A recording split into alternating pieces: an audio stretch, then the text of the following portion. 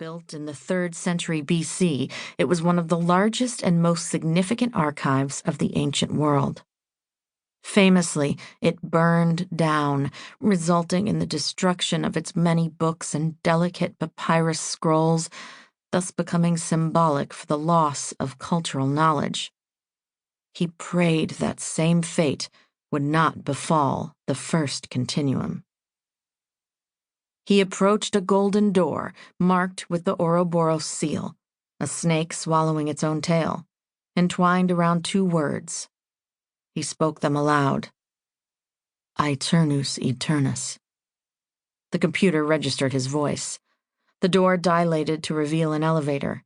He boarded it, and it began to descend with gathering speed. The rapid acceleration made his head spin and his ears pop. He clung to the railing, feeling the infirmity in his body with its brittle bones and rickety joints. Old age had caught him by surprise, coming on suddenly and absolutely. He still pictured himself as a freshman, complete with a bad case of acne and unruly carrot orange hair, though he hadn't had either in many decades. About 20 minutes later, the elevator halted, and the door dilated. Ceiling panels flashed on one after the other and illuminated the underground chamber. "Good morning, Professor Divinus," said a voice that seemed to emanate from everywhere and nowhere all at once. "The others are waiting for you in the control room." Divinus knew that he shouldn't dawdle, but something drew his attention. His eyes grazed over the rows of cryo-capsules that covered the entire length of the chamber. More than half of them still remained empty, but soon they would be filled with the clumpy, embryonic buddings of life. He felt a sense of comfort at the simple knowledge of their existence, these last vestiges of hope tucked away in frozen slumber. But it was fleeting.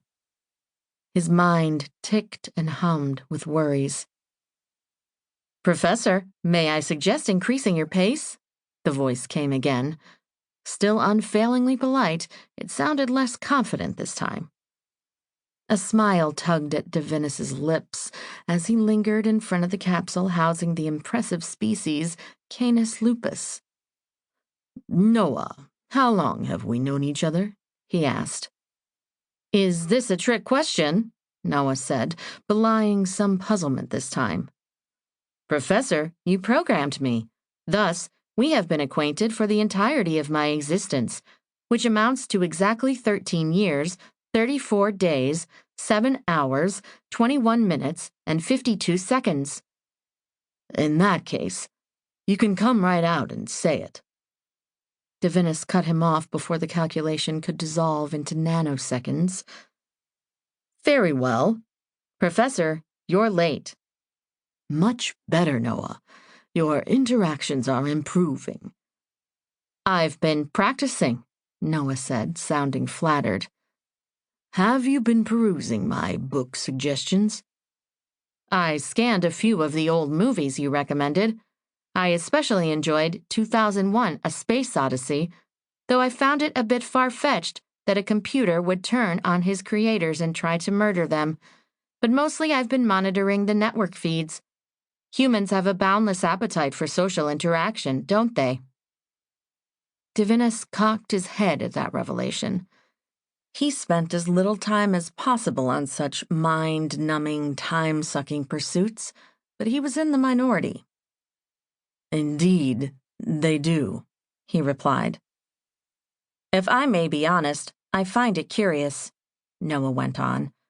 His voice turned ponderous, another trick of the programming. "I'm content to exist in complete isolation." "We designed you that way for a reason," Divinus said with a smile. It quickly faded. "I'm afraid there may be a lot of isolation in your near future." At that unhappy reminder, Divinus dragged his gaze away from the cryocapsule and its embryos, tiny, nascent beings that were rigid with cold and lit up from below with emerald light. In his younger days, he never would have gotten distracted this way, but as he'd aged,